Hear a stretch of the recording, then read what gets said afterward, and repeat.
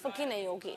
चलिए आनंद हमारे साथ जुड़े हुए हैं। आनंद, जरा ये समझना चाहूंगी, ग्राफिक्स के जरिए कोशिश तो मैं बहुत देर से कर रही हूँ समझाने की, लेकिन बावजूद इससे आप जरा बताइए कि नए और पुराने वक्फ कानून में आखिर क्या अंतर है, क्या ऐसे बदलाव किए गए जो विपक्ष को नागुजार हो रही है?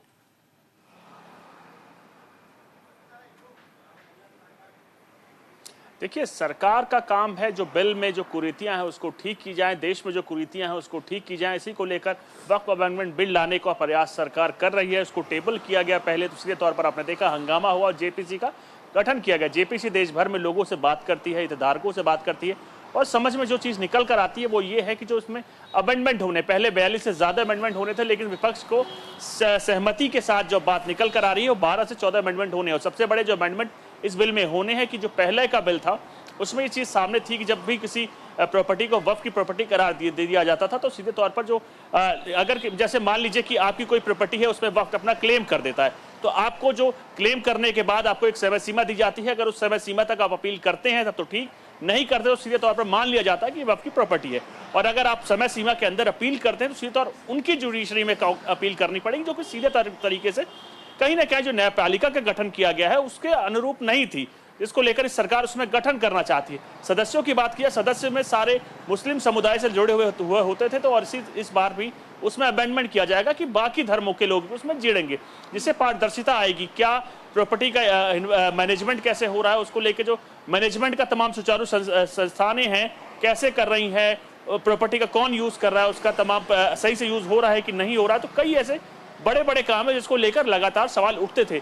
माना जाता था कि वक्फ प्रॉपर्टी को लेकर कई बार बड़े इसी समुदाय से जुड़े हुए लोग उसको अपने निजी यूज में करते थे, जिसके तौर पर कहीं ना कहीं जो प्रॉपर्टी का मकसद था दान करने का वो उस उद्देश्य तक नहीं पहुंचा था, जिसके लिए कहीं ना कहीं पारदर्शिता लाने को लेकर ही सरकार ने जो बिल लेकर आई है उसमें यह होगा कि जो सदस्य होंगे उसमें गैर मुस्लिम भी सदस्य हो सकते हैं।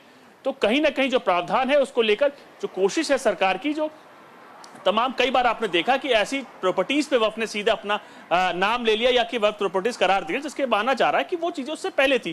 केरल के गांव का उदाहरण तमाम हिंदू संगठन देते हैं कि जो इस गांव पे वक्फ बोर्ड ने क्लेम किया जिस मंदिर पर, वो मंदिर मुसलमान या कहें इस्लाम से बनने से पहले तक ही, उससे पहले से वो मंदिर वहां स्थापित है। तो कहीं ना कहीं जिसके बाद विवाद उठा और कहीं ना कहीं आगे उसको बिल लाके सीधे तौर पर जो कुरीतियां हैं उसको दूर करने को लेकर मैनेजमेंट जिसके लिए प्रॉपर्टी को दान दिया गया है, वक्फ का मतलब होता है कि धर्म के लिए प्रॉपर्टी को दान देना। जो दान दिया गया है उस दान का सही उपयोग हो रहा है कि नहीं हो रहा, समाज के लिए सही उपयोग हो रहा है कि नहीं हो रहा, क्या वो किसी पर्सनल हाथों में जाके पर्सनल कठपुतली बन चुकी है, उसको देखा जाएगा। जो सदस्य होंगे उसमें गैर मुस्लिम भी सदस्य हो सकते हैं, उसका भी प्रावधान किया गया। और उसके साथ साथ जो सबसे बड़ा इसमें प्रावधान में अमेंडमेंट होगा कि अगर आप को नोटिस जाता तो आप इसको आप जुडिशरी में ले जा सकते हैं। तो कहीं ना कहीं माना जा रहा है डीएम के पास आपको रजिस्ट्रेशन कराना होगा। तो कई ऐसे प्रावधान है जिसको लेकर माना जा रहा है कि थोड़ा अलग बदलाव होंगे और सीधे तौर पर जो कुरीतियां हैं समाज में इसका भय बना हुआ तो उसको खत्म करने को लेकर सरकार कोशिश करे कि जो प्रॉपर्टी दान में दी गई है उसका सही से मैनेजमेंट हो सके, किसी पर्सनल हाथों में ना जाए। उसके साथ साथ जो उसका डर है उसको खत्म किया जा सके। किसी भी प्रॉपर्टीज को वक्फ सीधे तौर पर अपनी करार दे दी थी तो माना जा रहा है कि वो चीजें ठीक नहीं थी, एक समाज में उसको लेकर भय था। उस भय को खत्म करने के लिए सबसे बड़ा ये बिल लाया गया। इस मैनेजमेंट इसको सही तरीके से हो पाए उसको लेकर ये बिल लाया जा रहा है और कहीं ना कहीं गैर मुस्लिम के उसमें पहुंचने से सीधे तौर पर पारदर्शिता आएगी, उसको लेकर सरकार ने ये बिल लेकर आया। तो आपने समझा तमाम बिल को, तो उसको लेकर सबसे बड़ी बात यह है कि एक बड़ी आबादी को सीधे तौर पर इस बिल से असर हो रहा है, इफेक्ट होगी। तो उसी के कारण उन्होंने जेपीसी का गठन किया और सभी पार्टीज को उस जेपीसी में जगह दी गई।